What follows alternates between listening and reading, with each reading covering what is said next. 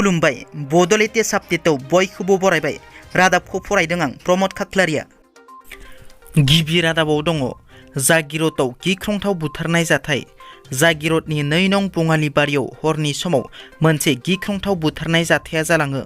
सासे लाइमोना गंसे नखरखौ गोबौ हाथियारजों हरनि समाव गाग्लोबो। लाइमोननि गाग्लोबनायाव नखरनि 3 आइजोनि गोब्राब जखम जायो।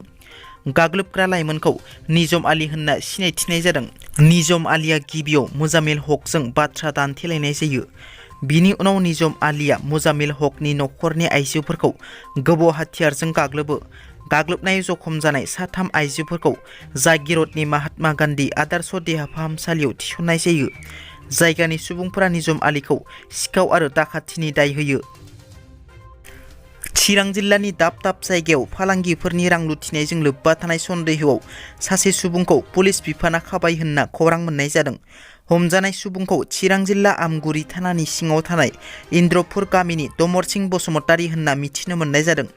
पुलिस बिफाना संदाननायनि गेजेरजों चिरांनि दादगारि ओनसोलनिफ्राय दमरसिं बसुमतारीखौ हमनाय जायो होननानै खौरां मोननाय जादों। बाक्सानि बरमायाव BPFनि आफादगिरि हाग्रामा महिलारिनि बेरफुसार बिबुंथि। दोलोनि मोनसे मेलाव बाहागो लानानै बेरफुसार बिबुंथि लाखियो हाग्रामा महिलारि बिथाङा। गुबुन दोलो एबा बेरेखा दोलोनि सायाव बिबुंथि खालामनायाव हेंथा होदों आंखौ सोर हेंथा होदों बेखौबो बुंनो हाया।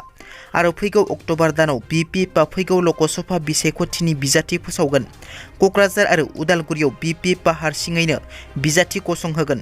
हाग्रामाया हेलिकप्टार भारायाव लाबोगोन आरो NDPनि गायसनगिरि आफादगिरि आरो BTR गोरोबथानि सागानगिरि रन्जन दैमारिखौ उदां खालामनो खावलायदों हाग्रामा महिलारि बिथाङा। बर' थुनलाइ आफादनि 62थि बोसोरसालिया जथुमानि हाबाफारिया दिनैनिफ्राय जागायजेनबाय। दिनै 23 फेब्रुवारिनिफ्राय जागायनानै 26 फेब्रुवारि खालारसिम क'क्राझार जिल्लानि सिङाव थानाय रानि खालायस्रि फोथाराव खुंफुंजागोन। गोबां बारहुंखा अखानि गेजेरजोंब्लाबो बानजाय आफादनि बिबानगिरि बिथांमोना जथुमानि हाबाफारिखौ जाफुंसार होनो थाखाय गोख्रों नांथाबगासिनो दं। थांनाय हराव गोब्राबै बारलांनाय बारहुंखाया रायजोनि गुबुन गुबुन जिल्लाफोराव गोहोम खोलैदों।